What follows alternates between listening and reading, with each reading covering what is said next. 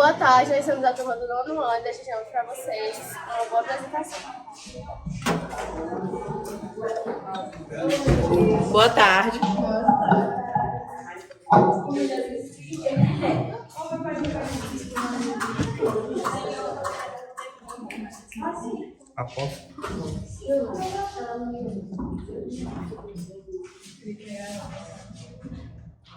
Boa tarde, gente. A gente é o nono ano e a gente vai apresentar para vocês a partir de agora o nosso trabalho da Feira de Ciências, que tem como tema modelagem e as suas funções. Mas a gente também vai abordar exemplos, conceitos e aplicações na vida real. A modelagem matemática surgiu na educação no Brasil e com a ajuda de alguns professores e alguns representantes da comunidade internacional da matemática, com o objetivo de abordar a modelagem e as suas funções e aplicações na vida real. A modelagem matemática é definida como a área do conhecimento que simula sistemas reais e a fim de prever o comportamento de tais, e também empregado em vários campos de estudo como física, química, biologia, economia, engenharia e medicina. Além de todos esses aspectos citados, a modelagem matemática também pode ser usada no ensino matemático com a estratégia de estudos que é a seguinte: o problema é apresentado para os alunos em sala de aula e a partir dali é que surgem conteúdos matemáticos onde os alunos irão aprender a resolver problemas comuns do dia a dia. Agora vamos para alguns benefícios da modelagem matemática na educação. Facilita a compreensão e relação entre a matemática e a realidade. Estimula a criatividade e a habilidade de resolver problemas, ou seja, permite que o estudante pense em soluções para as mais diferentes situações, entre outros. Agora vamos para alguns exemplos da modelagem matemática e suas aplicações. A modelagem matemática recorre a exemplos mais verossímeis inspirados em situações que fazem parte da nossa vida. Temos algumas situações que podemos abordar, como a modelagem matemática aplicada na medicina de vida e medicina, e a modelagem em expressão 3D, que é um processo que consiste em desenvolver objetos tridimensionais por meio de software, e matemática aplicada na modelagem de prótese craniana e outras partes do corpo. Também temos o crescimento de uma planta, como podemos ver o processo de crescimento de todas as fases, e o gráfico de altura versus tempo. E por último, a estimativa da população brasileira, como podemos ver no gráfico, que segundo o IBGE, são mais de 214 milhões de pessoas no ano de 2022. Nessa metodologia é utilizada a modelagem matemática para a resolução de problemas resolvendo funções, onde a partir de agora abordaremos o conceito, exemplos e aplicações das funções na vida real, relacionando-as com a modelagem matemática. Boa tarde, vamos falar sobre função afim. Aqui temos a definição. Função afim ou função do primeiro grau é uma função do tipo f de x igual a x mais b, em que f de x significa a função de x. Nessa função, a letra A é chamada de coeficiente de x, que representa a taxa de crescimento. Já o B é chamado de termo constante. A função é um dos temas de maior relevância para o vestibulando, pois nela consegue modelar diversos problemas, tais como razão e proporção, progressões aritméticas, problemas de cinemática, entre outros. Aqui temos alguns exemplos de função do primeiro grau. f de x é igual a 5x, f de x é igual a 8x mais 10. Bom, e para calcular esta função, devemos atribuir os valores para o x, como no exemplo a seguir, que o x é igual a 2 e f de x são igual a 26. O gráfico da função polinomial do primeiro grau é o revolver, ou seja, ela corre os eixos x e y. Nós vamos usar um exemplo de função de x igual a 4x mais 3. Vamos atribuir valores para x, que são menos 1, 0, 1 e 2. Vamos substituir na equação e, de acordo com o resultado, vamos obter os valores de y, que são menos 1, 3, 7 e 11. Quando lançamos esses pontos no plano cartesiano, nós obtemos a reta. E também, além da função afim, nós também temos o que é gerado pela função afim, que é a função linear, que é um tipo especial de função afim, tendo sua formação como fx igual a x. Nessa função temos b igual a zero, em que a são números reais e diferentes de zero. A função afim contém dois gráficos. crescente e o decrescente. O crescente é que o x é igualmente igual ao y. E o decrescente é que o x é menor que o y, é maior que o y. Aqui temos alguns exemplos de função afim no dia a dia.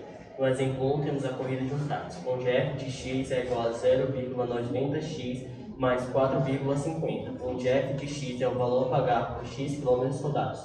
No exemplo 2 temos um rodízio de pizza, onde temos a seguinte função: f de x igual a 45 mais 2x, onde f de x é o valor a pagar por x pizzas comidas. No exemplo 3 temos a padaria, onde temos a seguinte função: f de x igual a 0,12x, onde f de x é o valor a pagar por x pães comprados. Boa tarde, nós somos do grupo da função quadrática. De acordo com o grupo anterior, toda função precisa de uma lei de formação. Na função quadrática, a lei de formação é ax ao quadrado mais bx mais c. A, b e c são coeficientes e o x é variável. O a precisa ser diferente de zero, pois se ele for igual a zero, o termo ao quadrado é anulado e a função se torna uma função afim. Toda função precisa de um gráfico excessivo, e na função quadrática ele recebe o nome de parábola, que possui dois sentidos. Quando a é maior que zero, a convexidade da parábola ficará voltada para cima, ou seja, quando o coeficiente a for positivo. No caso, se é negativo, a convexidade da parábola ficará voltada para baixo. Nesse caso, independente, o gráfico intercepta ao ponto. O zero da função é quando x recebe o valor que anula o resultado. Por isso, f de x igual a zero. Para calcularmos a raiz de uma função, utilizamos a fórmula de Bhaskara, representada como delta, o valor discriminante, igual a b ao quadrado menos 4 vezes a vezes c. E deste delta surgem três situações. Se delta for igual a zero, as duas raízes serão iguais. Delta menor que zero, não existirá raiz nos números reais, e delta maior que zero, as duas raízes serão reais diferentes. A partir deste conhecimento, iremos descobrir a raiz da função, que é o x, cuja fórmula é menos b mais ou menos a raiz de delta dividido por 2 vezes a. Calculando isto, teremos a raiz da equação do segundo grau. Graficamente, quando o delta é maior que zero, o gráfico toca o eixo x duas vezes.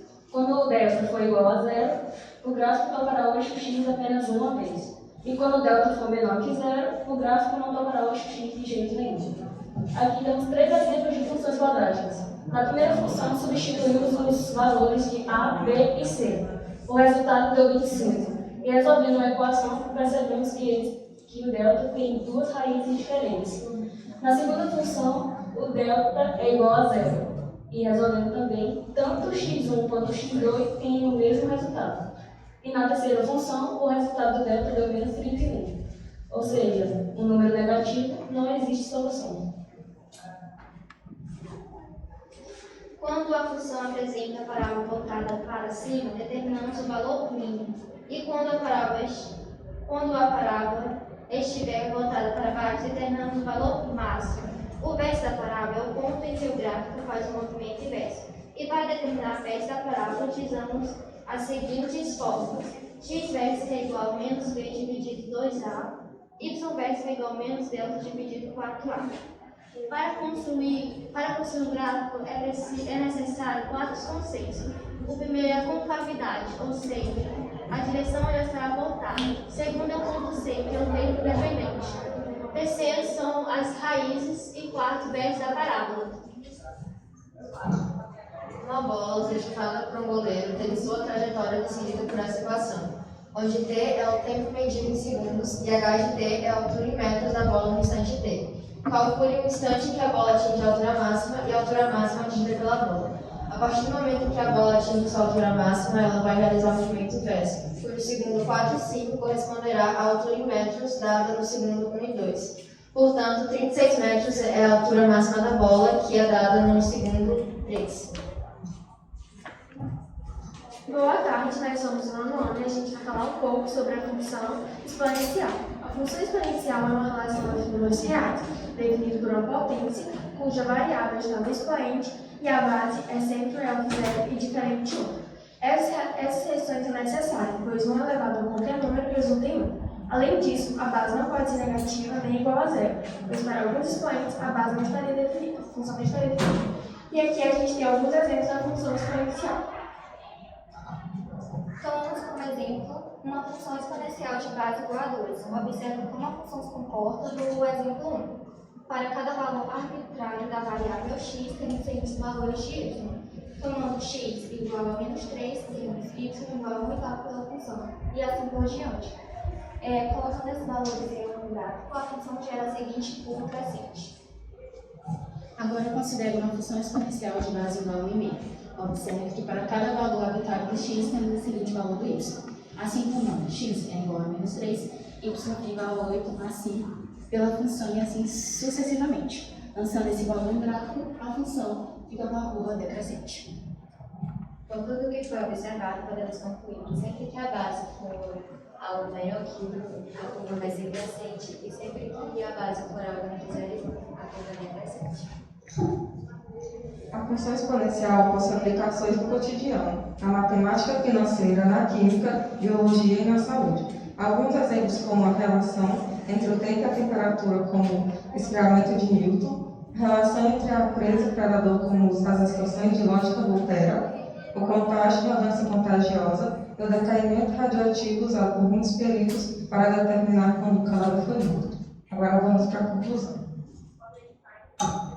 Portanto, a modelagem matemática pode ser considerada uma metodologia de ensino que possibilita ao estudante abordar conteúdos matemáticos a partir de fenômenos de sua realidade e tem como objetivo explicar matematicamente situações do cotidiano, das mais diferentes áreas da ciência, com o propósito de educar matematicamente. Nesse contexto, a modelagem matemática está diretamente relacionada com a resolução de problemas e com os procedimentos. O fim da modelagem é ter um modelo matemático que seja a solução para o problema inicial. Dentre as diferentes formas e métodos da modelagem, foi destacada aqui a modelagem relacionada às funções, definições, exemplos e aplicações, que tem um papel de enorme destaque na nossa realidade usando a linguagem matemática. Por fim, a modelagem matemática deve ser vista como um processo dinâmico que serve como intervenção no ensino tradicional. Tem como proposta trazer o cotidiano para a sala de aula através da construção de modelos, tornando assim as aulas mais diversificadas e envolventes para a nossa vida real. Obrigada a todos por assistirem.